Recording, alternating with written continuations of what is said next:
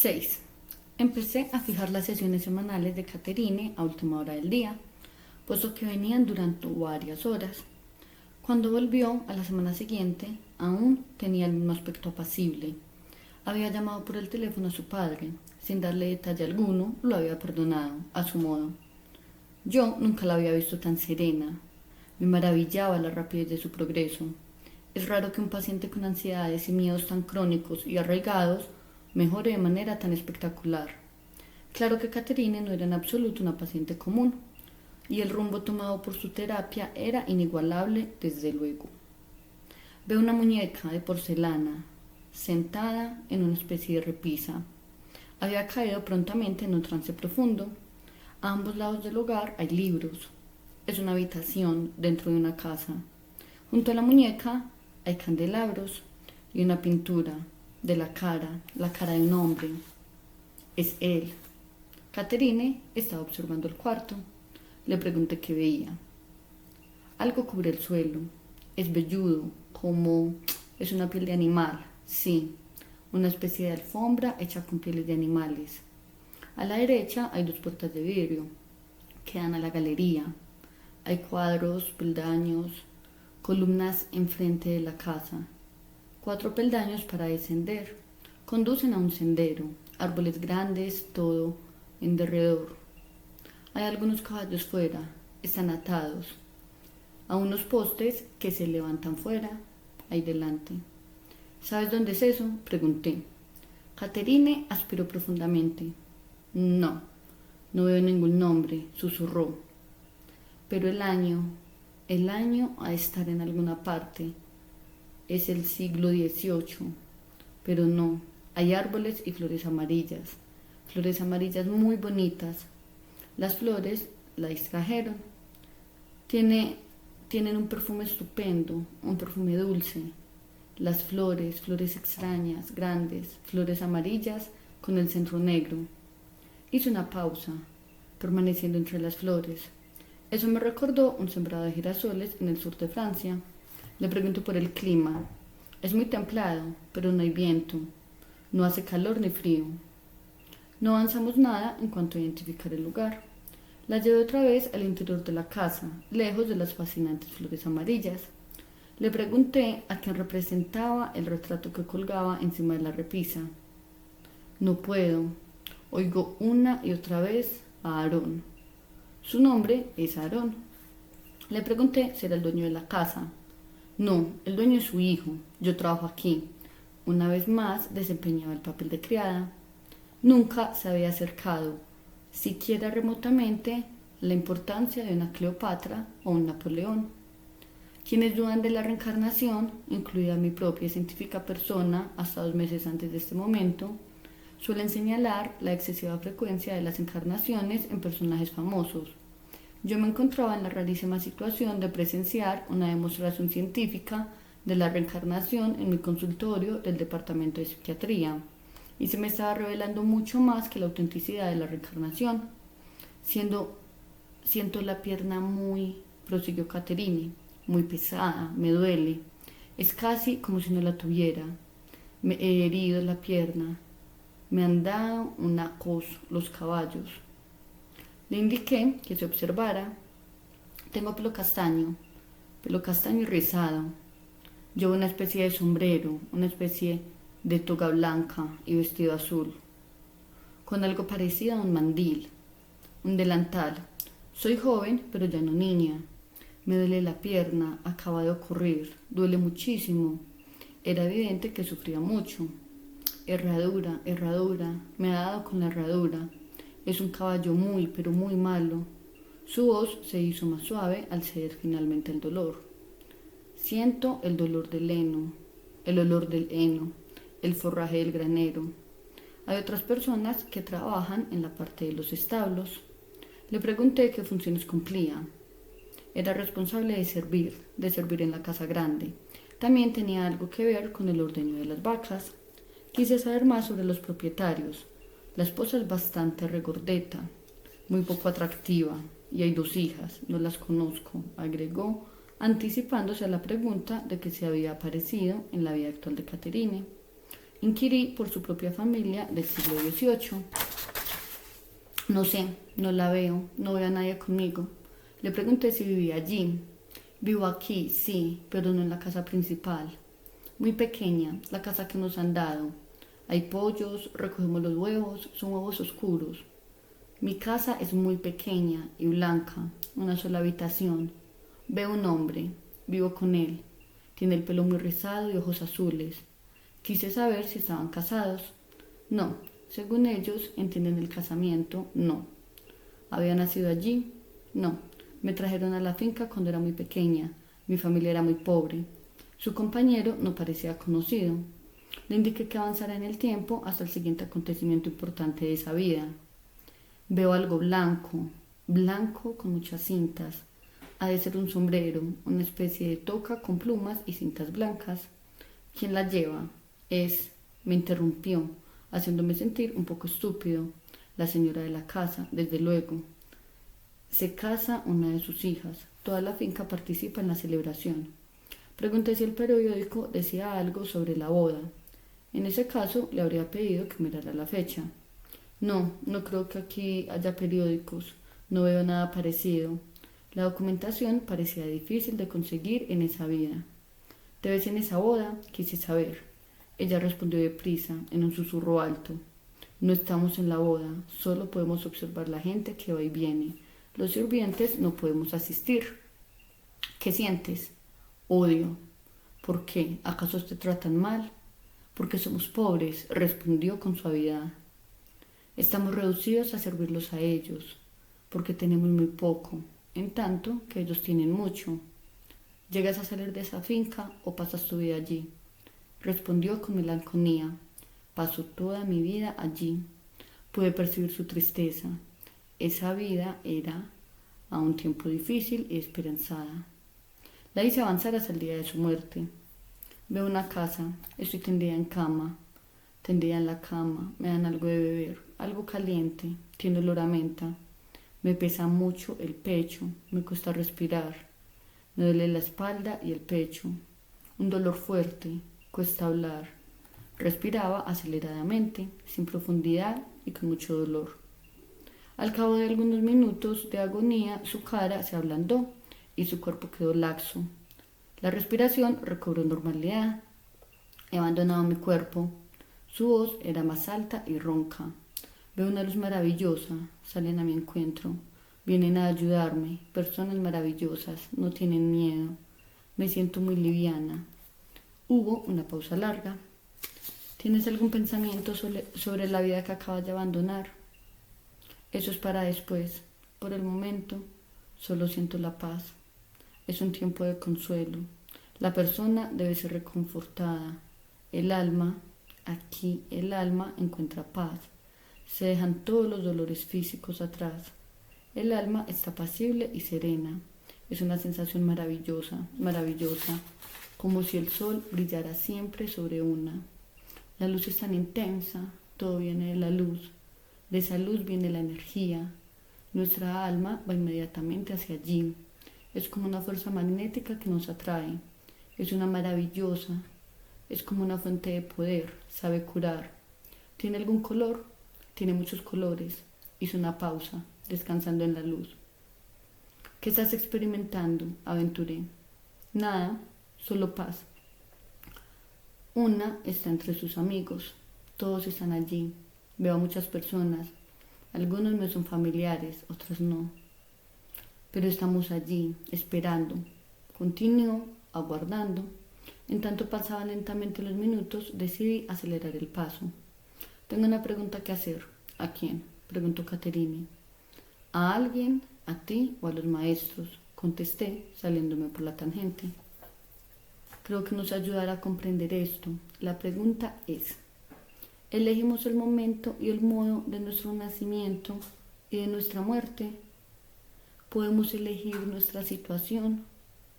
¿Podemos elegir el momento de nuestro tránsito? Creo que, si comprendiéramos esto, muchos de tus miedos se alivianarían.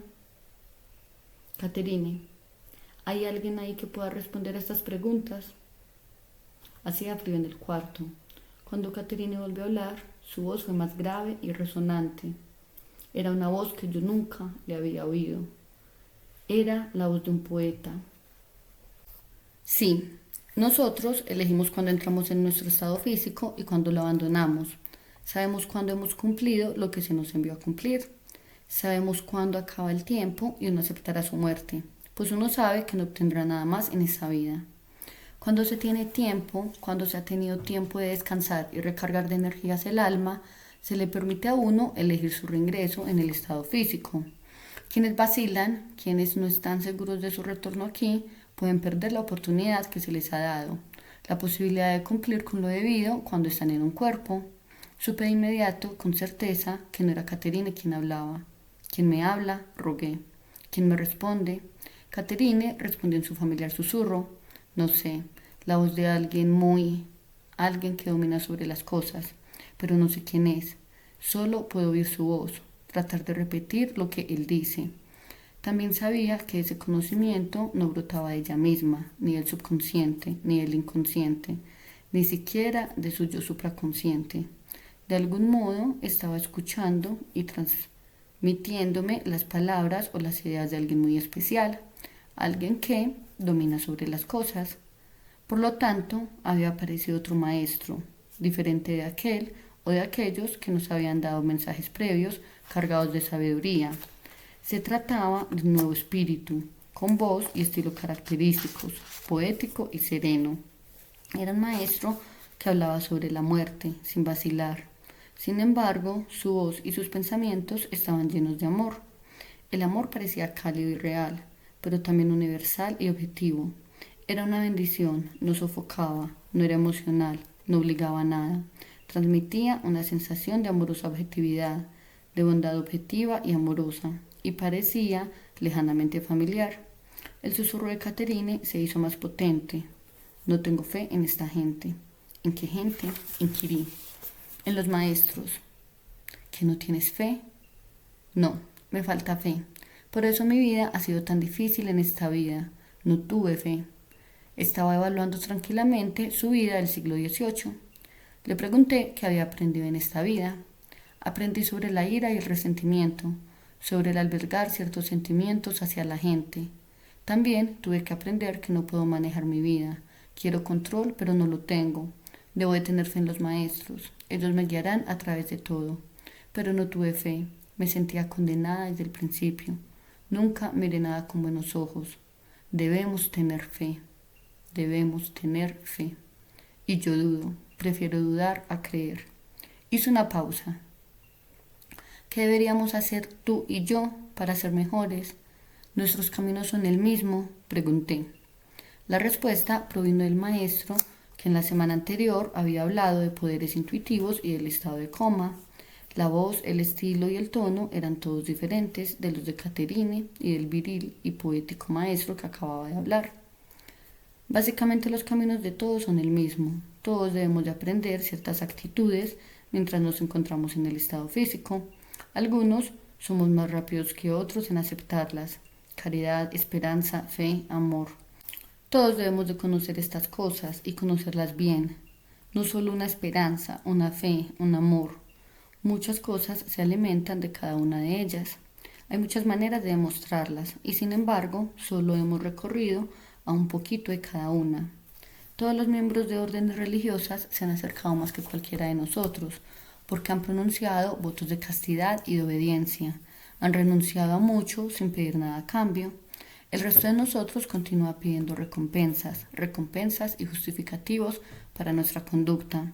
Cuando no hay recompensas, las recompensas que deseamos. La recompensa está en hacer, pero en hacer sin esperar nada, en el hacer sin egoísmos. Eso no lo he aprendido, añadió Caterine, con suave susurro. Por un momento me confundió la palabra castidad, pero recordé que la raíz significaba puro, lo cual se refería a un estado muy diferente de la mera abstinencia sexual. No permitirse excesos, continuó ella. Cualquier cosa hecha en exceso ya lo comprenderás. Y ya lo comprende, en realidad. Hizo otra pausa. Lo intento, dije. Luego decidí concentrarme en Caterine. Tal vez los maestros aún no se hubieran retirado. ¿Qué puedo hacer para ayudar mejor a Caterine a superar sus miedos y ansiedades, para que aprenda sus lecciones? ¿Es esta la mejor manera o debería de cambiar algo? ¿O dedicarme a un área específica? ¿Cómo puedo ayudarla mejor? La respuesta vino en la voz profunda del maestro poeta. Me incliné hacia adelante. Estás haciendo lo correcto, pero es para ti, no para ella. Una vez más, el mensaje sugería que todo esto era más en mi beneficio que en el de Caterine. Para mí, sí, lo que decimos es para ti. No solo se refería a Caterine en tercera persona, sino que decía nosotros. Había en verdad varios espíritus maestros presentes. ¿Puedo preguntar vuestros nombres? Pregunté. Inmediatamente hice una mueca de disgusto ante lo mundano de mi pregunta. Necesito guía, tengo mucho que aprender. La respuesta fue un poema de amor, un poema sobre mi vida y mi muerte. La voz era suave y tierna. Sentí la amorosa objetividad de un espíritu universal. Lo escuché sobrecogido. Serás guiado a su debido tiempo. Serás guiado a su debido tiempo. Cuando hayas cumplido lo que se te envió a cumplir. Entonces tu vida tendrá fin, pero no antes de entonces. Tienes mucho tiempo por delante, mucho tiempo. Me sentía a un tiempo ansioso y aliviado. Me alegraba de que él no fuera más específico. Caterine se estaba inquietando. Habló de un débil susurro. Caigo, caigo, trato de hallar mi vida, caigo. Suspiró. Yo hice lo mismo. Los maestros se habían ido. Medité sobre los milagrosos mensajes, mensajes muy personales, de fuentes muy espirituales. Las implicaciones eran abrumadoras. La luz después de la muerte y la vida después de la muerte. Nuestra elección en el momento de nacer y en el momento de morir. La guía segura e infalible de los maestros. Vidas medidas por lecciones aprendidas y tareas completadas. No por años, caridad, esperanza, fe y amor. Hacer sin expectativas de recompensa. Ese conocimiento era para mí. Pero, ¿con qué finalidad? Que se me había enviado a cumplir. Los impresionantes mensajes y los acontecimientos que caían sobre mí en mi consultorio correspondían a profundos cambios en mi vida, personal y familiar. La transformación fue deslizándose gradualmente en mi conciencia. Por ejemplo, un día en que llevaba a mi hijo a un partido de béisbol del colegio, nos vimos atrapados en un enorme atasco de circulación. Siempre me han fastidiado estos atascos, y en esa ocasión íbamos a perdernos. Además, 1 o 2 insignis.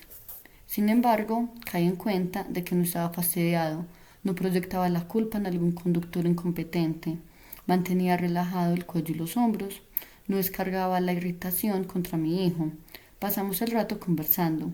Comprendí que solo quería pasar una alegre tarde con Jordan, presenciando el juego del que ambos disfrutábamos. La meta de la tarde era pasar un rato juntos. Si yo me hubiera molestado y enfurecido, la salida se habría estropeado. Cuando miraba a mis hijos y a mi esposa, me preguntaba si habíamos estado juntos anteriormente. ¿Acaso habíamos elegido compartir las pruebas, las tragedias y los goces de esta vida? Carecíamos de edad. Sentía hacia ellos un gran amor, una gran ternura. Comprendí que sus defectos eran cosas sin importancia. En realidad no tienen tanta importancia. El amor sí. Hasta me descubrí pasando por alto mis propios defectos. Por los mismos motivos, no tenía por qué tratar de ser perfecto ni de controlarlo. Siempre todo, no tenía necesidad de impresionar a nadie. Me alegraba mucho poder compartir esta experiencia con Carole. Con frecuencia conversábamos después de cenar, ordenando mis sentimientos y reacciones ante las sesiones con Caterine. Carole tiene mente analítica y buena base. Conocía mi fuerte necesidad de realizar experiencia con Caterine de manera cuidadosa y científica. Entonces desempeñaba el papel de abogado del diablo para ayudarme a analizar la información con objetividad. A medida que aumentaban las evidencias críticas de que Caterine, en efectivo, estaba revelando grandes verdades, Carole sentía y compartía mis aprensiones y mis alegrías. Hasta aquí el capítulo 6. Gracias por haber leído conmigo. Recuerda suscribirte y activar las notificaciones para que no te pierdas ningún capítulo. Mañana seguimos. Chao, chao.